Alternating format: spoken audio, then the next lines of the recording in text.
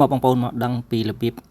ចាប់ពងមួយដែលយើងសម្រួលការងារបានច្រើនដែរបើសិនជាយើងមិនមានអេបជំនួយក្នុងការចាប់កននេះ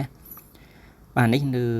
ប្លង់គ្រឹះវីឡាមួយដែលខ្ញុំធ្លាប់ធ្វើផ្ទាល់ដែរយើងចាប់ពងចាប់អីបាញ់គ្រឹះឲ្យខាងម៉ាស៊ីនរ៉ូបូតវ៉ាត់ស្កតណាអញ្ចឹងវិធីក្នុងការចាប់គឺយើងចាប់ហើយជា polyline យើងប្រើ common list ធម្មតាមក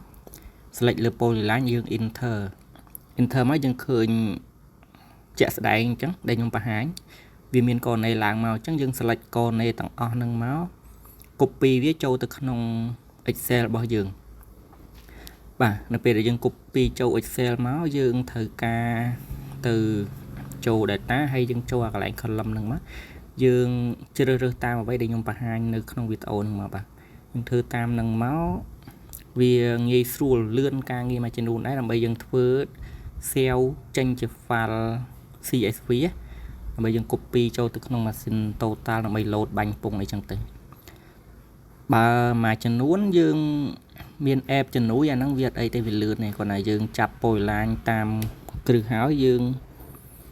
click មកវាចេញកនណេ load ឲ្យទាំងអស់វាចាំបាច់ប្រើវែងឆ្ងាយដូចខ្ញុំអញ្ចឹងណាគាត់ថាវិធីដែលខ្ញុំប្រើនេះគឺវាជួយការងារបើសិនជាយើងមិនមាន app ជំនួយក្នុងការចាប់ពងកនណេគ្រឹះអញ្ចឹងទៅវាមានវិធីច្រើនវិធីផ្សេងច្រើនទៀតគាត់ថានេះខ្ញុំយកតែវិធីមួយនឹងមកបង្ហាញ